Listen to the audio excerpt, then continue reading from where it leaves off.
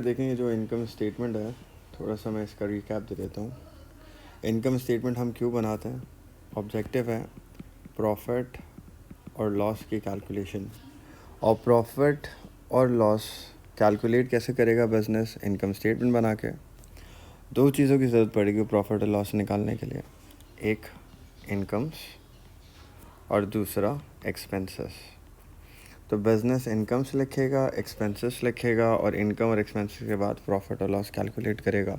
तो प्रॉफिट और लॉस की जो कैलकुलेशन है उसके लिए हमें चाहिए इनकम और एक्सपेंसेस, उससे निकलेगा प्रॉफिट और लॉस।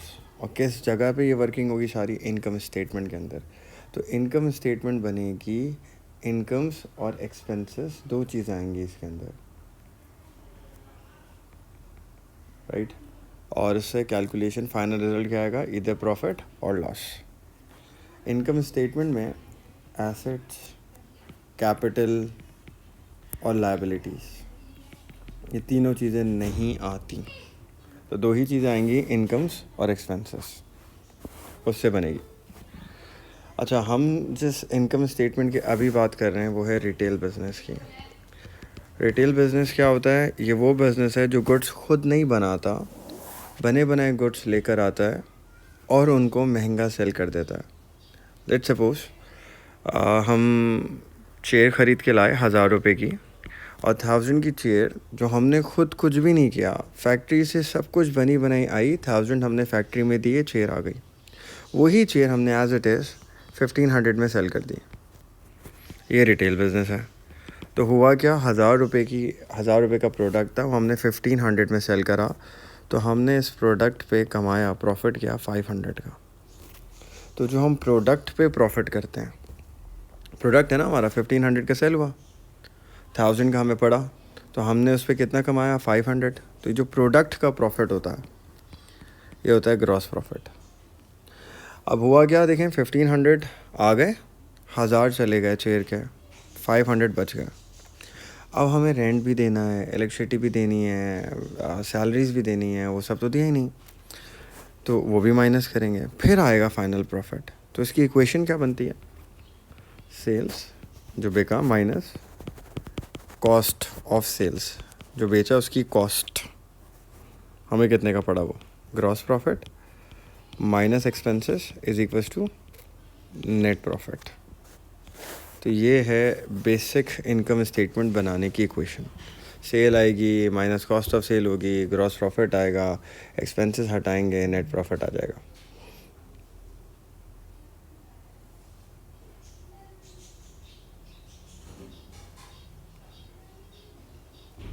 अच्छा, अब देखें, कॉस्ट ऑफ सेल्स की अगर हम बात करें, देखिए जो कॉस्ट ऑफ सेल्स है ना, हमें कैलकुलेट करनी पड़ती है। कॉस्ट ऑफ सेल्स कैलकुलेट करने के लिए हमें 5 चीज़ें चाहिए।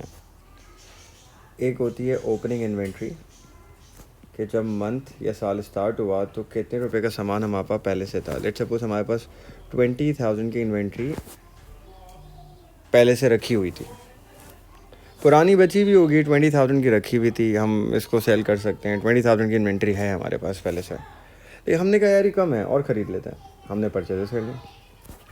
फॉर एग्जाम्पल हमने 50,000 की और ख़रीद ली, तो 20,000 की इन्वेंट्री हमारे पास पहले से थी, 50,000 की इन्वेंट्री हमने और ख़रीद ली, तो 20 पुरानी, 50,000 की नई, तो टोटल इन्वेंट्री 70,000 की होगी। सही है, 20,000 की पहले से थी, 50,000 की और ख़रीद ली, तो टोटल 70,000 की इन्वेंट्री है। फिर जहाँ से इन्वेंट्री ख़रीदी, वहाँ फैक्ट्री से इन्वेंट्री को मूव करा के आप अपने वेयर हाउस में लेकर आए, दुकान में लेकर आए, फिर बेचेंगे ना। तो फैक्ट्री से इन्वेंट्री को अपने आउटलेट और वेयर हाउस तक लाने में जाहिर सी बात है ट्रांसपोर्टेशन चार्जेस आएंगे, क्योंकि हम तो बना बनाया प्रोडक्ट खरीद रहे हैं ना, हमने वहाँ से प्रोडक्ट ख़रीदा, अब उसको अपनी दुकान में लाएंगे फिर बेचेंगे, तो वहाँ से यहाँ तक लाने में 3,000 रुपये लग गया है। ये कैरेज इन्वर्ट्स है, ट्रांसपोर्टेशन चार्जेस लग गए। अच्छा, जब यहाँ आई इन्वेंट्री तो हमने रियलाइज़ करा कुछ ख़राब है, हमने गलत ख़रीद ली, तो जो परचेज़ करी वो गलत थी, तो उसको क्या कर देंगे? रिटर्न कर देंगे। तो 2,000 की इन्वेंट्री हमने वापस कर दी। तो 20,000 की इन्वेंट्री पहले से थी, 50,000 की हमने ख़रीदी, 70 की हो गई, 3,000 रुपये उसको लाने के लग गए, 73,000 की हो गई। सही ना, 73,000 का हो गया सामान, उसमें से 2,000 का हमने वापस कर दिया। तो 73 में से 2,000 माइनस करा, और जो भी चीज़ अकाउंटिंग में माइनस होती है वो ब्रैकेट में आती है, इसलिए ब्रैकेट में।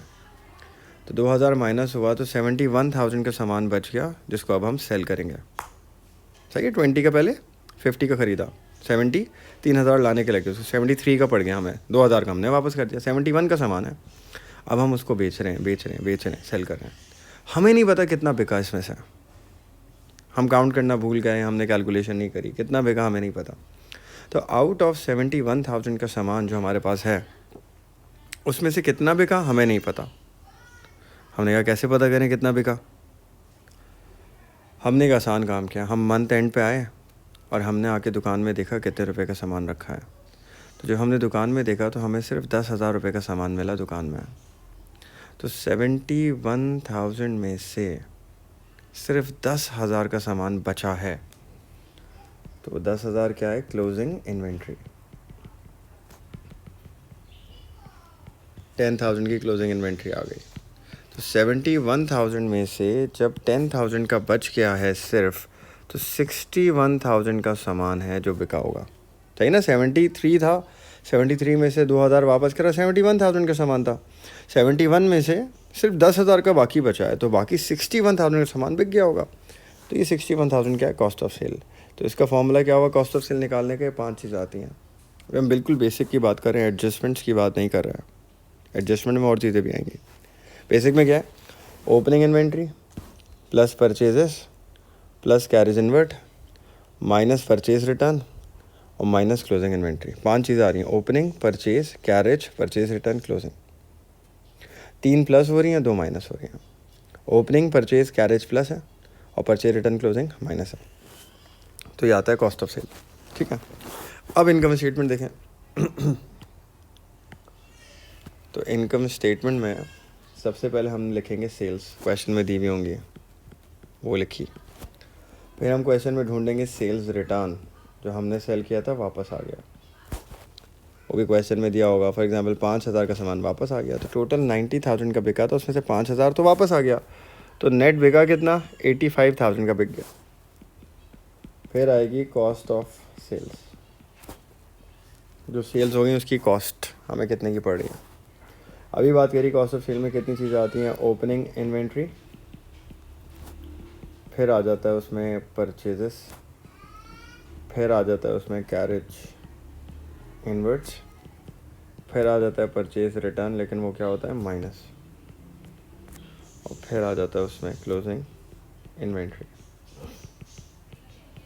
ये भी माइनस। तो opening, purchase, carriage, purchase return और क्लोजिंग, लेकिन यही 5 आती है ना, opening, purchase, carriage, purchase return, closing. ये for example opening inventory question में दी हुई थी 20,000 की, परचेजेस थी 50 की, वो ऐड करी। कैरेज इनवर्ट ढूंढेंगे, वो था 3,000 का। अब परचेज रिटर्न पिक करेंगे सवाल में, वो 2,000 का था, और क्योंकि माइनस होता है इसलिए ब्रैकेट में आ गया। तो अब एक क्लोजिंग इन्वेंट्री पिक करेंगे क्वेश्चन में, वो भी दी हुई होगी, वो 10,000 की थी, ये भी माइनस होती है इसलिए ये भी ब्रैकेट में आ गई। तो opening, purchase, carriage plus purchase return और क्लोजिंग माइनस। तो हमारे पास इसका अमाउंट आ गया 61,000। ये कॉस्ट ऑफ सेल आ गई, ये इस कॉलम में आएगी, ये सेकंड में आई, ये सब फर्स्ट कॉलम में आया, सेकंड में आई, और ये भी ऊपर से माइनस होगी, सब्ट्रैक्ट होगी, इसलिए भी ब्रैकेट में आ गई। माइनस करा तो क्या आ जाएगा? Gross profit. तो 85 माइनस 61, 24,000 का आ जाएगा ग्रॉस प्रॉफिट। ये जीपी तक की वर्किंग। अब इसके बाद सही है, तो पहले क्या आया? सबसे पहले हमने सेल्स लिखी फर्स्ट कॉलम में, सेल रिटर्न लिखा फर्स्ट में, माइनस करा, आंसर इधर आ गया। कॉस्ट ऑफ सेल की हेडिंग आई, ओपनिंग इन्वेंट्री लिखी, परचेज लिखा, कैरेज लिखा, परचेज रिटर्न लिखा, क्लोजिंग लिखा, आंसर ओके, ग्रॉस प्रॉफिट आ गया। ठीक है, ये जीपी तक का हो गया।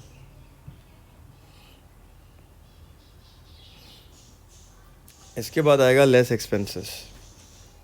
तो जीपी के बाद इनकम स्टेटमेंट आगे चलेगी, फिर हेडिंग आएगी लेस एक्सपेंसेस की। अब रेंट आ जाएगा, वेजेस आ जाएगा, हीट एंड लाइट अगर क्वेश्चन में है, रिपेयर एक्सपेंस आ जाएगा, सैलरी आ जाएगी, मोटर एक्सपेंस, जो भी एक्सपेंसेस हैं वो हम लिखेंगे सारे फर्स्ट कॉलम में, क्वेश्चन में दिए हुए होंगे उनकी वैल्यूज़।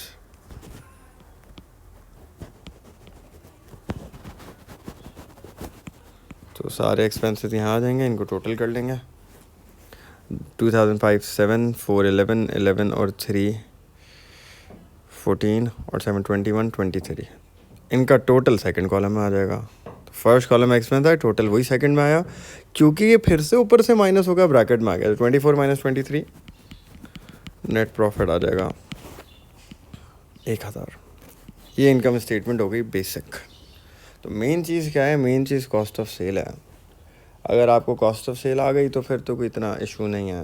यही 5 चीज़ें हैं उसके अंदर, एडजस्टमेंट्स को हटा के, 3 प्लस 2 माइनस, टोटल सेकंड में आएगा इसका, फिर वो ऊपर से माइनस हो जाएगा, जीपी आ जाएगा। एक्सपेंस में सिंपल है, एक्सपेंस सारे क्वेश्चन में दिए होंगे, आप फर्स्ट कॉलम में लिखते रहेंगे, टोटल इधर पहुँचाएंगे, माइनस करेंगे, नेट प्रॉफिट आ जाएगा।